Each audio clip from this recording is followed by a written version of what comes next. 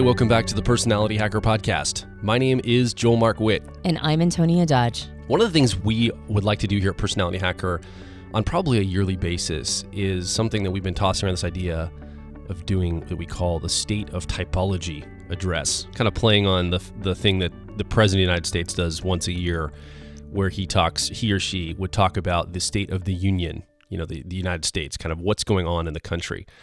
And we thought that it would be interesting to talk a little bit about what's happening in typology. Now, we're not going to do that today. This is not a state of the typology address or anything like that. But out of that idea came the topic of today's conversation, which is this idea that we see happening everywhere around people pushing for the most accurate personality test possible, or the most accurate typology system possible. There's a lot of efforts that we see online at the time of this recording right now, where people are developing apps, they're developing methodologies, they're developing new ways of testing, new ways of discovering personality type, with this attempt to get to the most accurate representation of someone's type, the most accurate reporting of someone's type, whether that's through facial recognition or through more nuanced ways of typing someone, breaking them down into much more metricized versions of typology, potentially using technology to augment, maybe machine learning or something to augment finding the perfect personality type for you as a person. There's this push to make the best typing system or test available. And we think that is and can be a really good thing. I think we really believe that getting accurate about your personality type is powerful. It's one of the most important things from our standpoint you can do, but it's not the most important thing you can do, because once you find out what type you are, how your mind is wired, how you learn information, and how you make decisions, well, our question now here at Personality Hacker, Antonia, and my question to you would be, okay, what are you going to do with that information? Now that you have the most accurate typology example of yourself, you know exactly what Myers-Briggs type you are, you know exactly what Enneagram type you are, you know exactly where you fall in all these different places. Our question to you is, okay, now what are you going to do with that information? And from our standpoint, that's when the real conversation starts. That's when all of the BS of typology gets pushed to the side and the real work starts, which is, how do you use this information now to apply to your life, to grow yourself, to interface with people around you better, and to move through your world in a way that is helpful to you and not harmful to you? Yeah, just to be clear, I don't want to indicate that trying to find the most accurate way, the most accurate test or the most accurate methodology of typing is part of the BS you're talking about. That's when all the BS clears, and when you start focusing on what you're going to do with it. I think you and I have a pretty clear, very subjective opinion on typology, since we have from the very beginning decided to use type exclusively for personal development. Like that's our mission. That's how that's how you and I experience the system, or any typology system that we use. We're always asking, like, how can we use this to become a better version of myself? And so we have a very, particular and specific point of view. And that's not to say that everybody who's into typology has to use it in the same way that we do. There's tons of people who are into typology who don't give one twit about personal development, and that's a very legitimate position to stand on. Like if you want to use typology for just to understand yourself better, to understand other people better, if you want to use it just because you're fascinated by how the mind is wired or how the mind works and operates, that's totally legit. I think what you mean when you say the BS is, from our perspective, there's almost like a lip service element to typology when people get into it, when they think that they want to use it for the same reasons that we use it, which is to become a better version of themselves. There's like a lip service component to that, and then people get sort of stuck at this stage of learning the system and perpetually learning more about every teeny tiny little minute nuance about the type and how they feel like they relate to the type. A lot of times we'll joke about this being like, how did the different Myers-Briggs types brush their teeth? That's kind of the BS you're talking about, which is not to say that to be interested in all the little minutia in and of itself is a problem, but it's almost like sort of inappropriately co-opting this idea that the system can describe every tiny little detail of your life, which of course it cannot. There are limitations to it and all systems.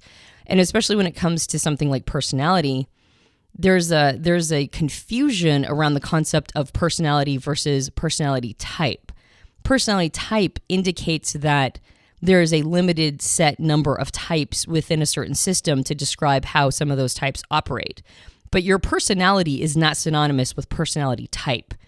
Your personality is a lot more than your Myers-Briggs type or your Enneagram type or where you're at in all of these different systems like the Big Five, etc.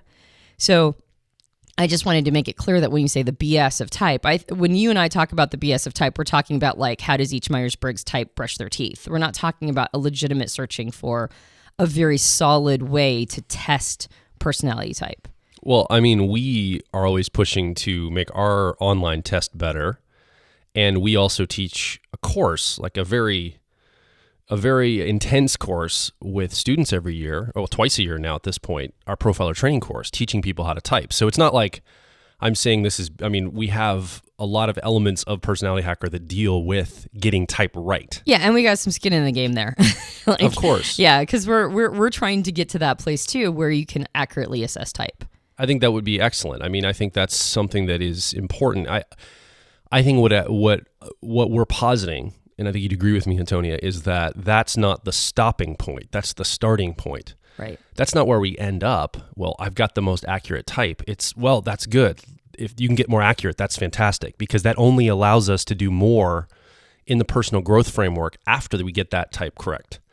It gives us more options to grow ourselves because we're pretty certain that's what we should be growing, because we have some theories and philosophies, you and I, Antonia, I'm speaking about, on how we can apply some of these systems to our personal growth and to our lives. Yeah, and our favorite people in the industry. I mean, we have friendships that have developed of other people who blog and create systems and write books and create resources and videos on YouTube. We have a growing group of a sort of a network of people that are doing very similar things to us.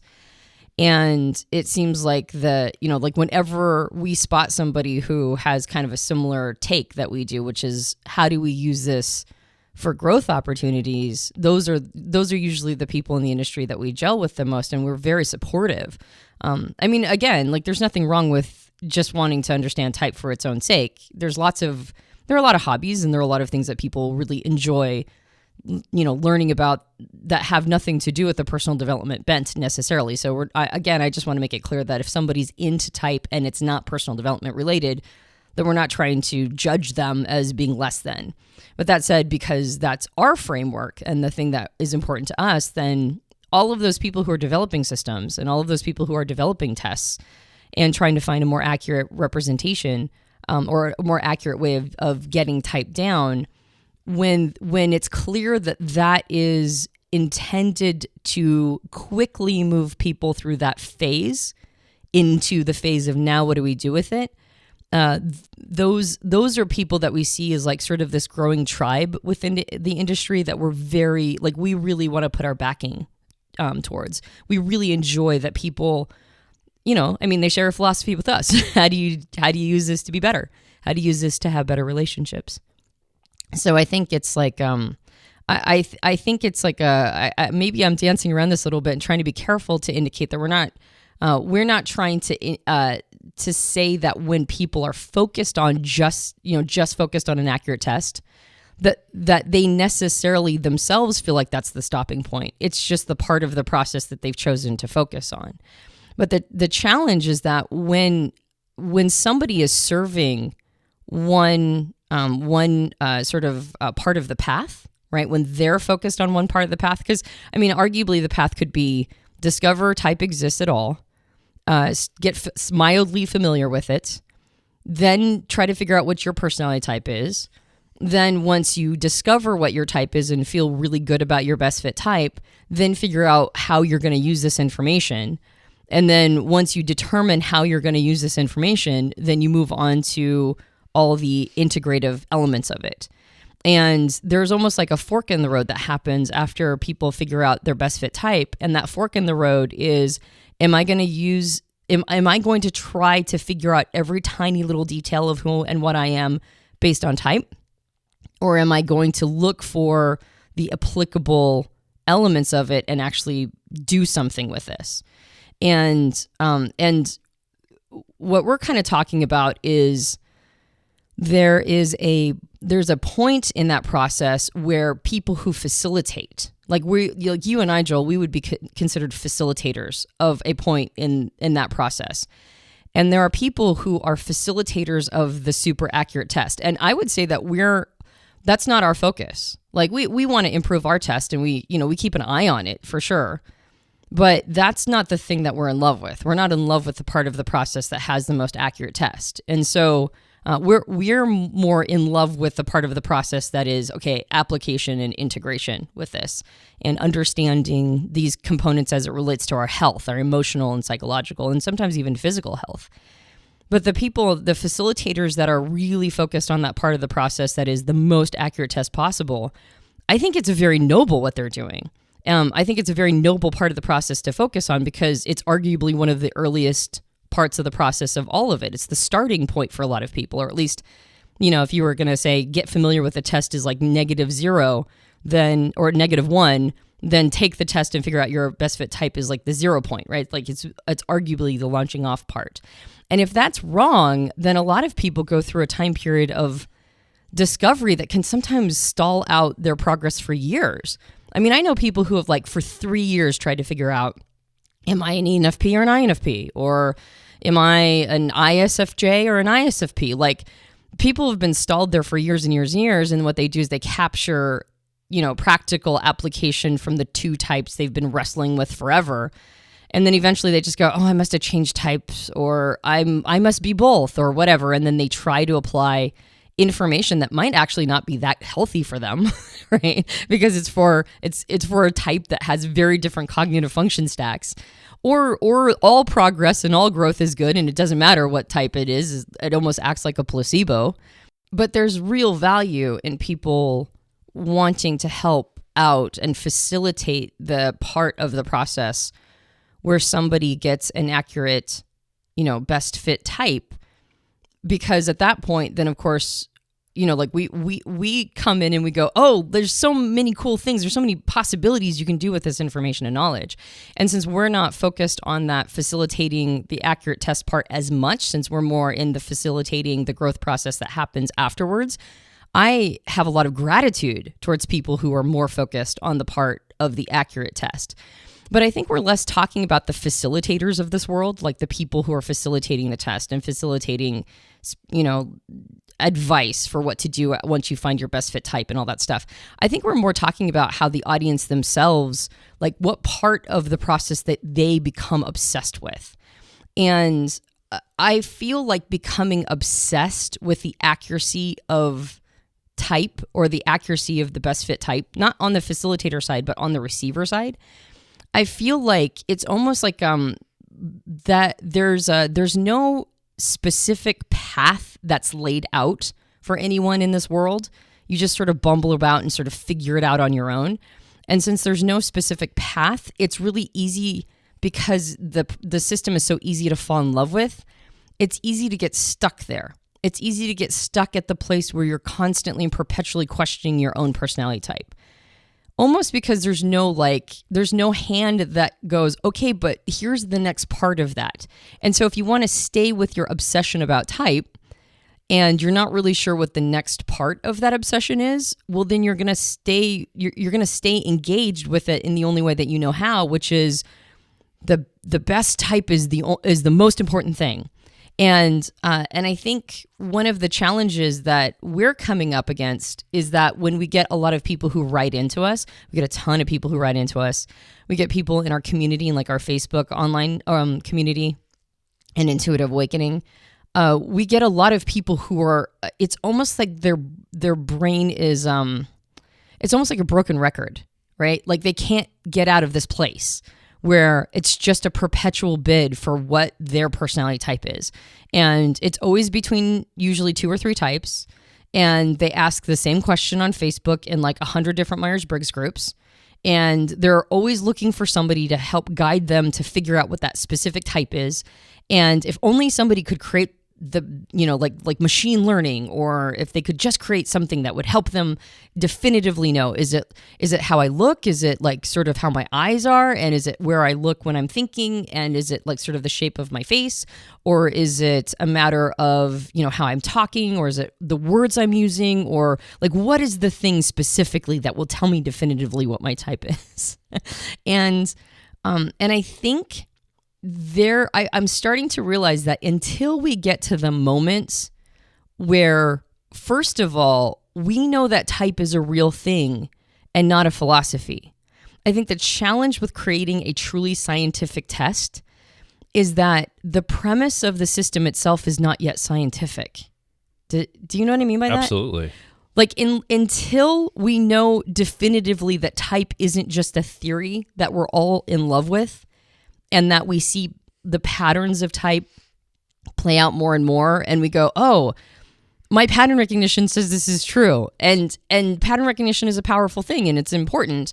But until we get to a place where we're constantly referencing Dario Nardi because we find his work fascinating, but it's like the first like sort of little foot in the door of, could this be a thing? Could science actually be a thing here? But even Dario's work is like the most embryonic version of it. It's like the tiniest little sort of, it's almost like introducing type to the concept of tools that could possibly measure it. It's more of an introduction than it is anything definitive. And so because of that, until Myers-Briggs is science, and it's not, we've had podcasts on this. I don't think it's unscientific. I don't think it's anti-science.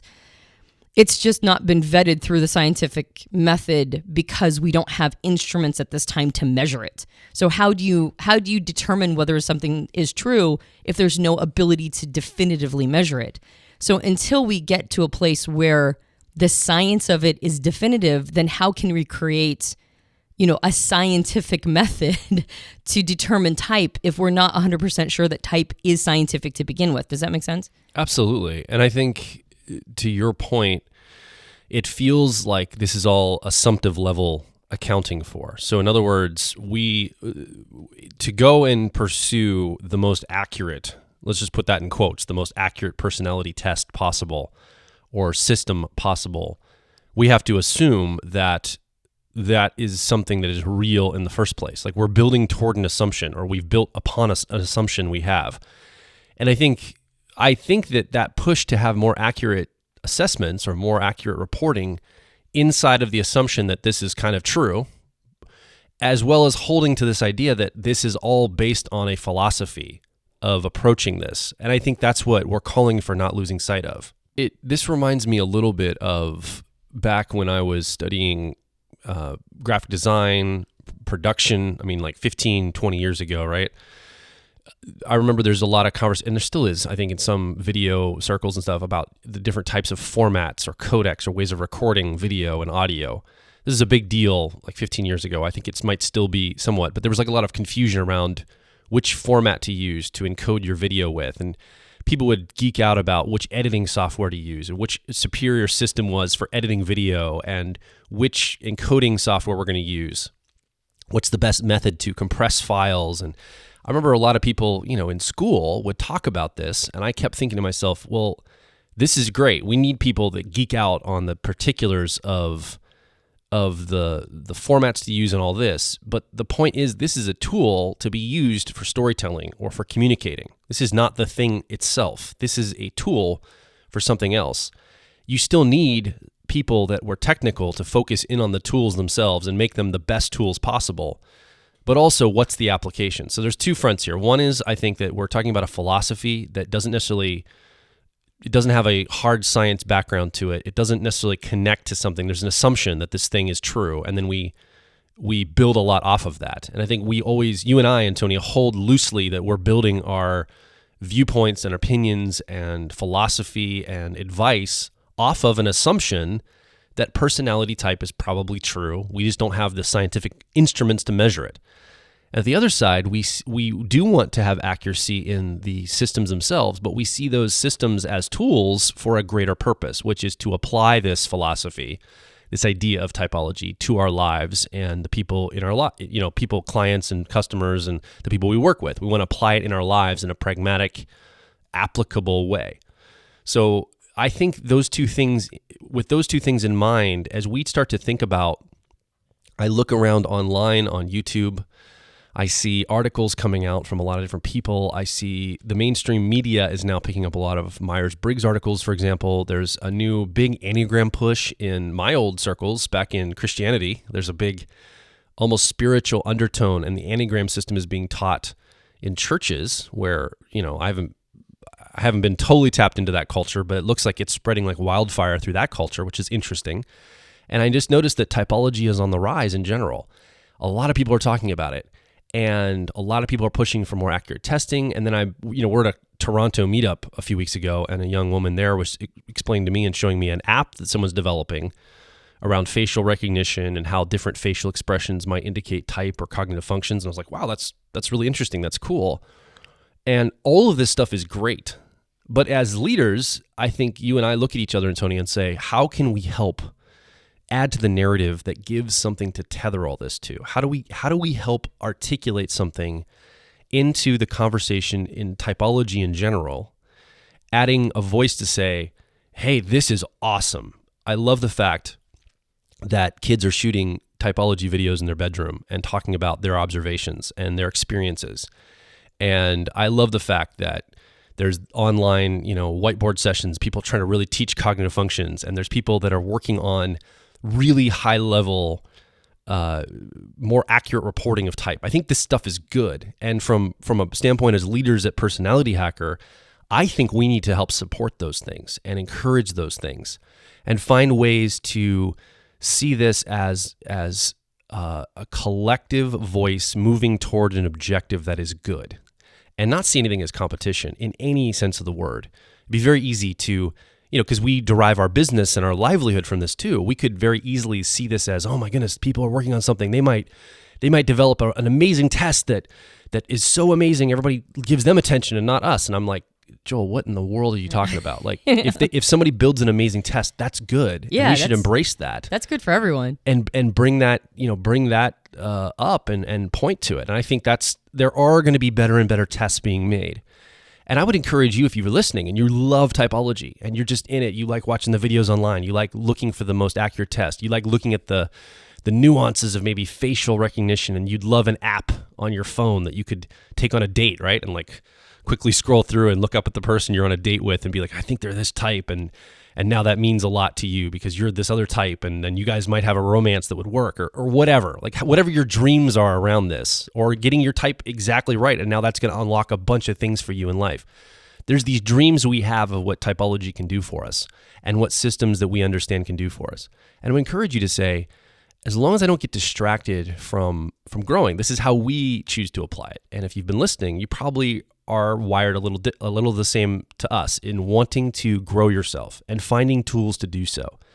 And looking at these as tools, I think these are fantastic systems, and let's keep pushing toward more accurate testing, but let's not lose sight of why we're doing this in the first place. I think that's the core message here is let's not lose sight. Let's not, and if you are one of the kids that's sitting up in your bedroom shooting video, and you're expressing yourself, I would encourage you to look at contributing to a personal growth message of application as much as possible. Like if I have any influence over you at all, if we have any influence over you at all, my encouragement to you would be just ask yourself the question. I'm talking about, let's say you're an ENFP like me, and you're talking about ENFPs and anger or something, and you find you've discovered some aha, and you're probably right, and you've got this aha. Help the person viewing connect that to something real in their life. Maybe you're talking to other ENFPs. How can you express it in a way that, how can they deal with anger maybe? How can anger be useful or spun in a way that is more beneficial? And I'm just pulling some, I never actually saw a video like this. I'm just using that as a random example because I haven't seen anything like that online. But that's an example of something I think we could do as I consider you, if you're creating videos like that, you're lending yourself to be a typology leader. And your leadership voice, because you're directing a conversation towards something, you're starting a conversation around something, and people are following you and commenting on your videos or what you're saying or what you're doing, I would encourage you to see yourself as a leader and to realize you're leading people towards something, whether you know it or not. So if you can lead them towards something that's beneficial to them, that is fantastic. And there are a lot of people doing that. And I just want to encourage that more and more. I think that would be a really great framework to come from as a community in typology for us to be leading people toward growth together. Yeah. There's two things that have come up for me as you were talking. The first one is that there is a lot more mainstream attention being given to Myers-Briggs. And if you notice, there's a lot of pushback because people don't really understand how the system works in anything other than the most shallow level. And so those of us that are interested in type, we watch like the Adam Ruins Everything or the Myers-Briggs is bullshit articles that come out over and over. And we just have to roll our eyes because we're like, you have the most cursory familiarity with this system, and yet you're going to set yourself up as somebody who like is debunking something that isn't scientific and blah, blah, blah, blah, blah. And we just roll our eyes and we're like, okay, whatever. But I think a part of the reason why there is an attempt to debunk the system is because people aren't seeing the benefits come from it. So if what most people see are online arguments about a celebrity's personality type, like how many times have I seen an argument online about somebody, like a fictional character's personality type, like Sherlock Holmes, the BBC version of Sherlock Holmes, and whether or not he's an INTJ or an INTP or something completely different. And people will go on and on and on. And every time they see Sherlock Holmes mentioned, they've got to be in on that conversation. Or some, like I'll get I've got an account with Quora, and every once in a while when I had time, back when I was procrastinating writing the book, I would end up on Quora and like once every 6 months write like a big article. And so now I get a lot of asked to answers on Quora, and almost all of them are, what is this person's personality type? And I go, I don't know. I've never met them. I've never met that person, so how would I know, right? Like how they're presenting on TV, how they are showing up. There's only so many clues you can get from somebody that you don't have a relationship with that you're going to be able to determine their type definitively. And I know that a lot of these conversations are actually people trying to sharpen the saw of their own talent. They're trying to really understand type. And so this is like these debates are a part of how they feel like they're getting more calibrated. The challenge is, though, that because the conversation stays with the type itself so much more than it revolves around the benefits of knowing your type, because the community seems to, from a first glance, be all about that, it is so easy to, quote unquote, debunk Myers-Briggs and call it BS, because why wouldn't you? There's nothing good coming from it. If people have only seen like somebody be disqualified from getting hired, or abuses in workplaces around type, or your relative saying, well, you're this type, so of course you'd behave that way, and be dismissive of you at Thanksgiving, right?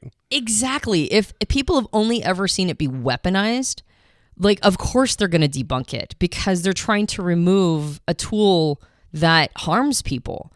So even though I recognize, and I went on a pretty long diatribe earlier about how you don't have to use this for personal development, but I think one of the reasons why, like Joel mentioned, as influencers, the people who listen to us are going to be attracted to what our mindset is, like sort of our take on how everything works, and sort of they're like, you, the listener, you're attracted to how we see things.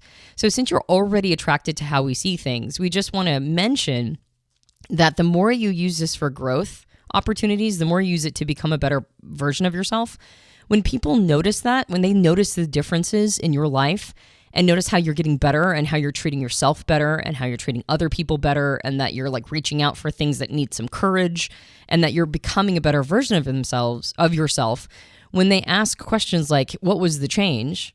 Then you can say, I've actually been doing a lot of work with systems, typology systems like Myers-Briggs that have helped me understand that there's a growth path. That is a totally different relationship to type than the public has.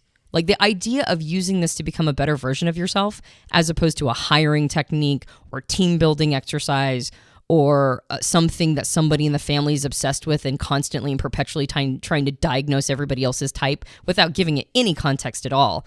Like it's always been seen as this self-centered thing. It's always been very self-centered or very sort of like monetarily oriented with like team building and how do we coach our employees better. Not to say that is necessarily an inappropriate use of it, right? Because I'm actually not one of those people that thinks anything capitalistic is evil. I think team building is a legit use for the tool. But that said, I also recognize that because the public's perception is already that direction, when we use it for growth and we don't focus on accuracy of the test, when we don't focus on like these quibbles and fights about people's like public figures' personality types. When we don't use it in just contexts that weaponize other people and say, well, of course you're going to think that you're an ENFJ, you're TI inferior, so blah, blah, blah, blah, blah, bullshit. Like if we don't use it in those ways, if we're actually using it in ways to become better human beings, that gets recognized and acknowledged. And now we've got a leg to stand on when we say there's something to this. And then when we have a leg to stand on that there's something to this, we gain attention from people in fields and industries that can start to pour resource into trying to figure out if there is a way to possibly create an instrument that could possibly measure some of the stuff we're talking about. Like it's all kind of the ecosystem that plays into each other.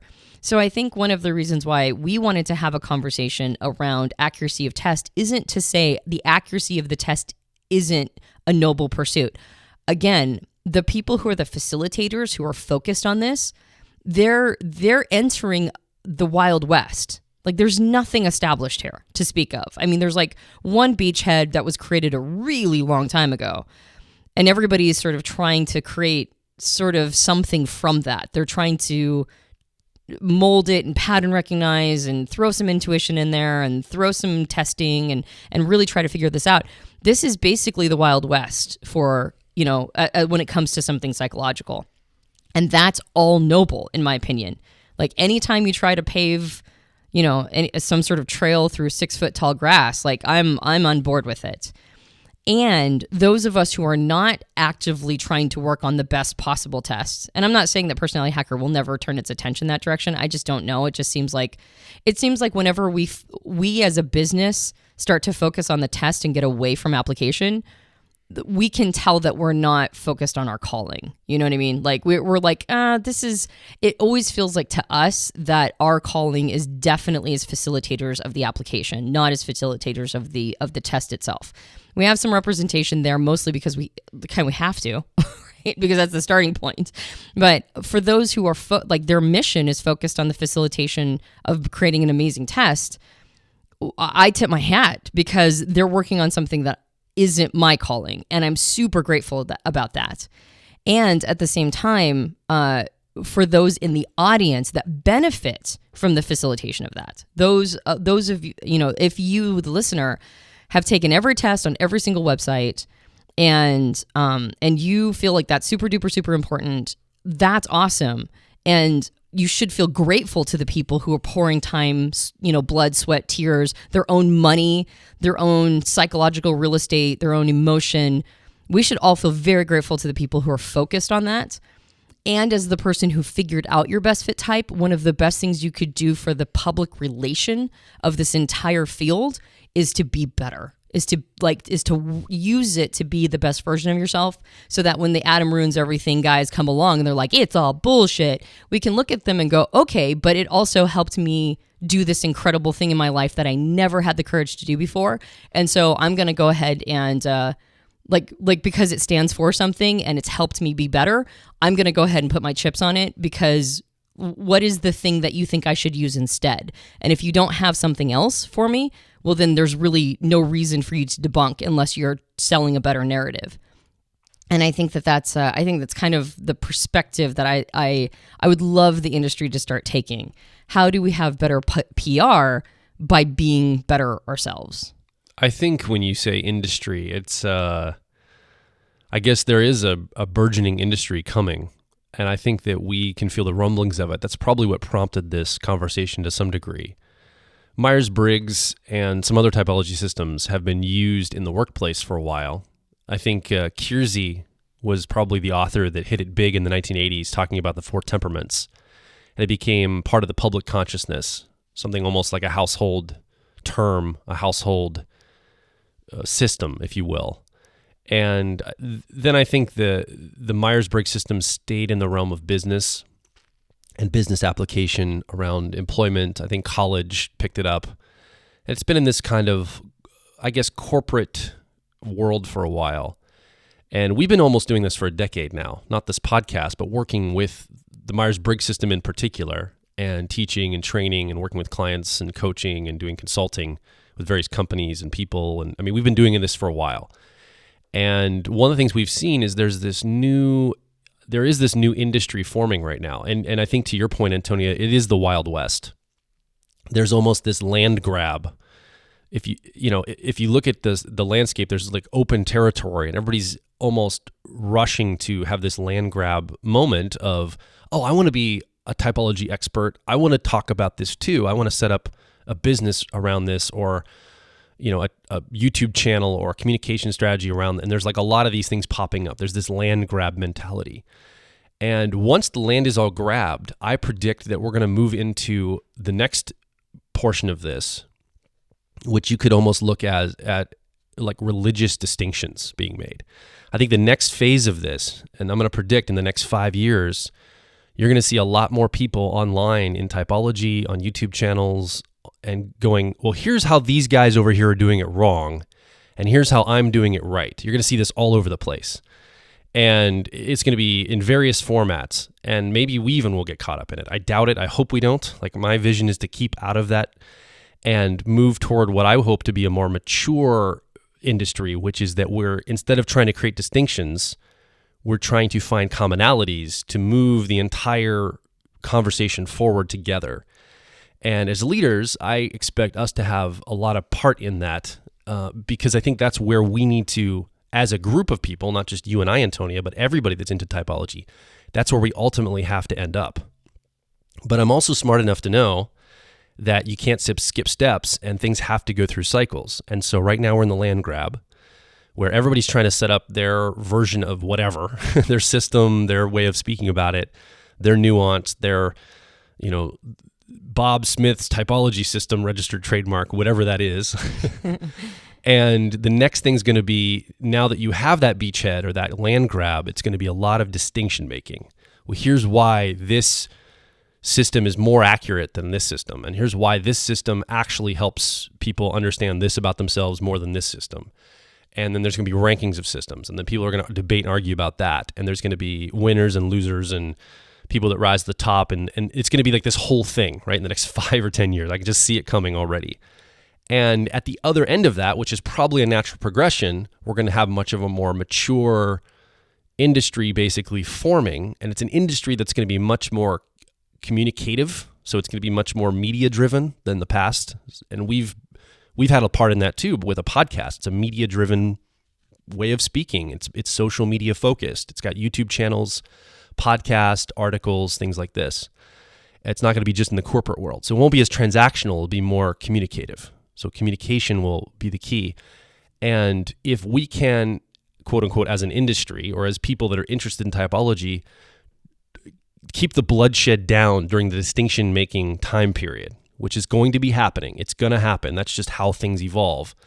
We got to keep the bloodshed down and try to encourage each other, make distinctions, but positive distinctions to help everybody. Don't try to make the other people, like, don't make a distinction by pushing someone down. Make a distinction by rising yourself up. I think that's the next step that I have for you if you are a content creator or someone into typology, is to look at how you can make distinctions in a positive way rather than a negative way. Because I think that's the next step we're at. I already see a vision of where we're heading for a mature industry, a mature people group that likes this stuff. And it's awesome. It's going to be great when we get there, but we've got to go through this step of distinction making. Everybody's going to be about this. Let's keep the bloodshed to a minimum. Let's help encourage and find the most positive ways of moving forward in this. And I think a podcast we could listen back to probably, Antonia, one you and I recorded a long time ago on tribal leadership might be something that we want to bring into the conversation as we move forward and we see other people potentially entering into battle with each other and even us, maybe. I have no idea. Like, I don't know if anybody's going to battle this out at an industry level, but I could see that happening. And I think tribal leadership frameworks and thoughts around this might be helpful as we move forward. Yeah, that model was basically, I think the most recognizable name on the book is Dave Logan, and the book is Tribal Leadership. And just to really quickly overview that, it's 5 levels of sort of relationship that people have with effectively happiness when it comes to industries. The first one is that the universe sucks. It's the worst. It's the bottom level, and it almost reads like suicidal. But most people are not at ones. Most people are not there. Most people are at least 2 or 3. And 2 is, well, the universe might not suck, the world might not suck, but my life sucks. And that's the person, the cubicle dweller who, has a data entry job and just loathes going into work and thinks everybody else is having a great time of it but them. And then you go from 2 to 3, and 3 is, well, I'm awesome, but everybody else sucks. And this is sort of the stereotypical professional who's decided that whatever they're doing is the right way of doing it, and everybody else is the idiot. And then you move from 3 to 4, which is actually, we're awesome, right? We all, as a team, as a tribe, we're all awesome.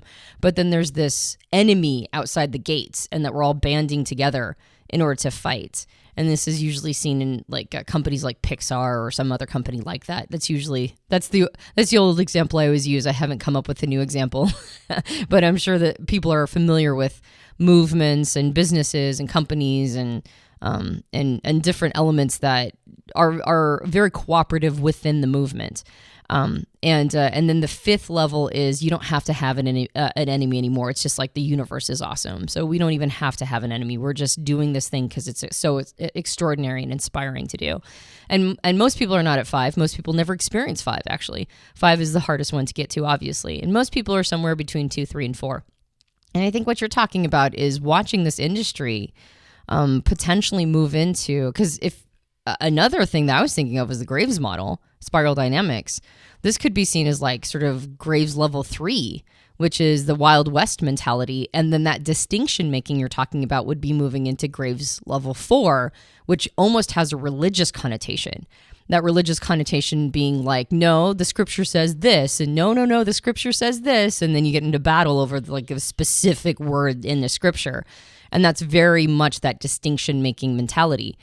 And so if this industry were to move from a Wild West into like an established, like everybody's done their land grab, and now we've got the big guys or the establishment, and now everybody's sort of taking sides on who's got the better way of looking at it, that would be moving into 4, which is, like you said, you can't skip steps. It's a very normal way of it looking. And then that would be in tribal leadership element, that would be, weirdly enough, tribal 3, which is I'm awesome, everybody else sucks. And so not to confuse you, the listener, by throwing 2 simultaneous models in there that are both numerically valued and have slightly different numbers assigned to the same level. But there's this, we could chart it looking at it through developmental models, that it's kind of inevitable that we'll get to a place where people will do online I mean, we're already online bickering, right? We already do, as not necessarily as industry leaders or as influencers, but as sort of a topic. Like the topic itself is almost defined by online, challenging each other and bickering. We see this in the online forums that we moderate. Whenever we get a host of new people into the Intuitive Awakening forum, it's almost like we have to train people how to talk to each other, because they start out so hostile. They start out talking to each other in these sort of really negative ways. And it's like, man, it's like, have you not been trained how to talk to another person? Like, why do you come out of the gate being insulting? I don't understand it. And it's because in this whole world, people are very bickery. And I think in order to get past that level you're talking about, which is the distinction making and like, no, they're better. No, they're better. And like online wars about who's better and who's worse. I think one of the things that we can do in honor of tribal leadership's concept is, as quickly as possible, identify an outside enemy and band together against that outside enemy. Now, the outside enemy can be invented. It doesn't have to be a specific outside enemy, as long as we all feel like it's valid enough to band together. And the outside enemy could be, I don't know, like the articles about how it's BS or whatever. And we can all band together and go, no, look at how amazing this system actually is.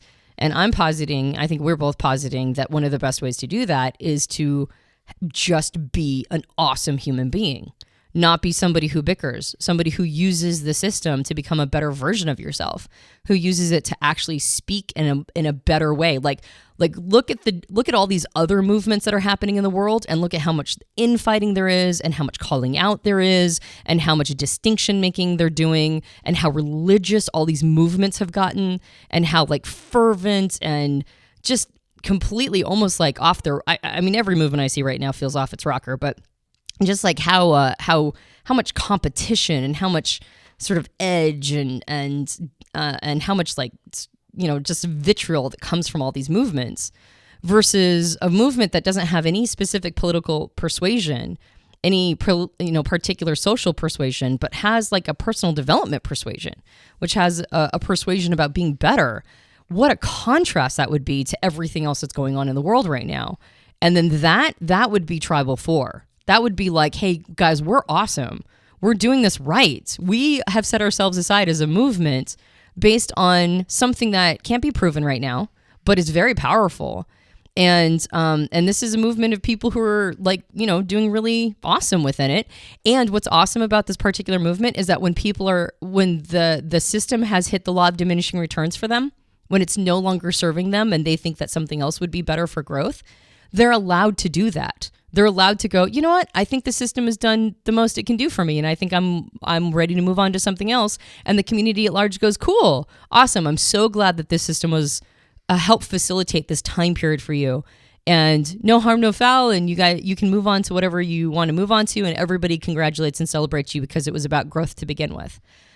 Versus, you know, this idea of like, well, I think, you know, I used to be super into Myers-Briggs, but I think it's BS now. And it's like, why do you have to feel that way?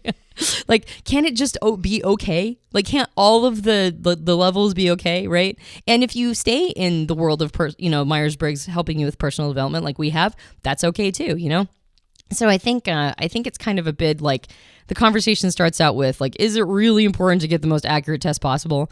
And the answer to that is, yeah, maybe that's super duper important. And we salute everybody who is currently working on that.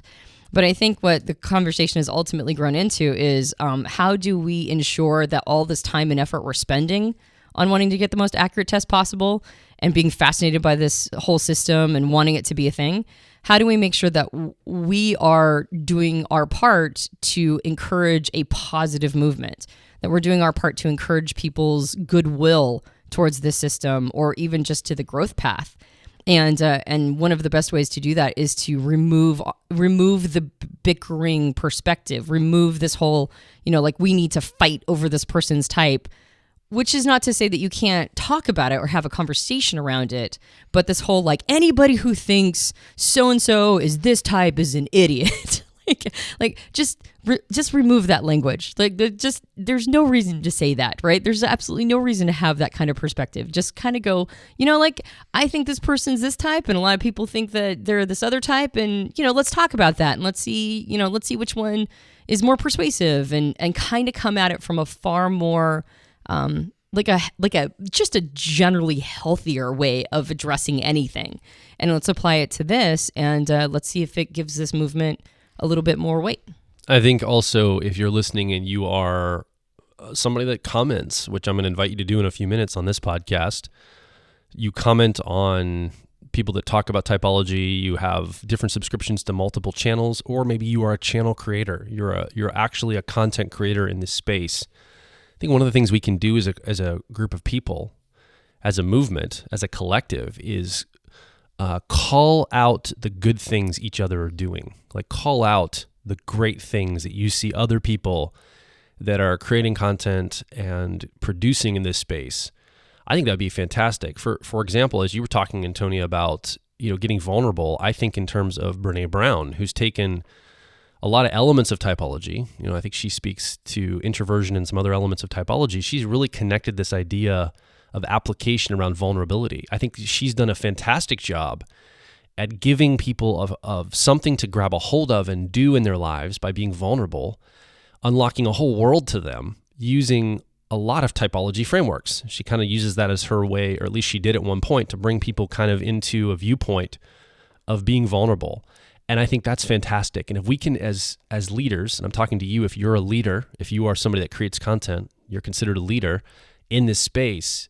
If you can point to the things that you find amazing about other people in the space, I think that's a great start. That'll try to help us all as a group, as a collective, find the things that we're resonant with, that we like. And so when you're on a YouTube channel, even if you're not a content creator or a leader and you're making a comment, think in terms of building up. Think in terms of helping to contribute to the conversation. How can you help contribute positivity, even just a word of encouragement to someone maybe that has a YouTube channel? Maybe it's a young person they're producing a lot of content in their bedroom and they're wanting to have their voice heard around this, and they're discovering themselves and they're learning about type and they're expressing on YouTube. It'd be great to give them some encouragement, a like up, a thumb up on their video, and some comment on their video that just encourages them.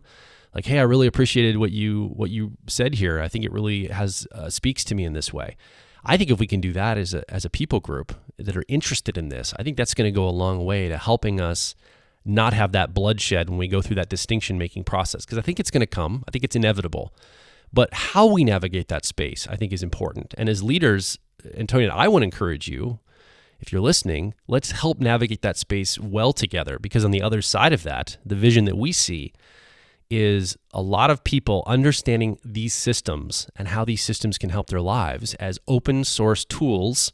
They don't have to believe it. It's not like a religion they're joining. It's just like, oh, wow, this tool really helps, and it's helped people in my life around me. Holy crap, I want to tell other people about this. This is awesome. And I think that's really the secret, is staying in the framework of positivity, in leadership, and focusing on the things that are important. And getting accurate around a test is important. That can be really beneficial.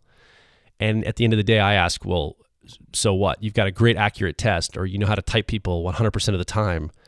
Now what are you going to do with that? That's an amazing superpower, or amazing skill, or amazing technology. Let's apply it to something incredible as we move forward. So you've been listening, and you have not been able to speak because you don't have a microphone on your side, but you can come over to personalityhacker.com, leave a comment, ask a question, add your story to this conversation. We want to hear from you. If you come over, you can make a comment directly below this podcast, and your voice is important. So come over and make it heard at personalityhacker.com. Yeah, and if you enjoyed this podcast, you can subscribe to us on iTunes and various Android platforms. We have a book out. You should go get a copy. And once you do, feel free to leave us a rating and review on Amazon or Barnes & Noble or Books A Million or any other online presence that Goodreads, we also have some comments about the book. So if you would do that, that would also help us out a lot. My name is Joel Mark Witt. And I'm Antonia Dodge. And we will talk with you on the next Personality Hacker Podcast.